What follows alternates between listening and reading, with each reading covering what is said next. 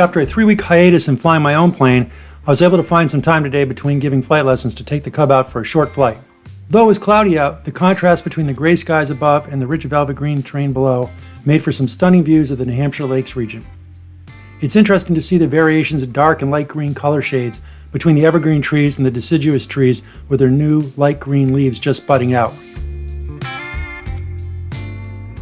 While I'm out here, I also wanted to make you aware of an upcoming IFR ground school mini course that myself and a couple of my CFII colleagues will be teaching at Laconia Flight Academy in June. It's a 4-session course that will run on Monday and Wednesday evenings for 2 weeks. If this is something that you may be interested in attending, see the full description of the mini course and a registration link to it in the description area below. Currently, we are planning it to be an in-person only course.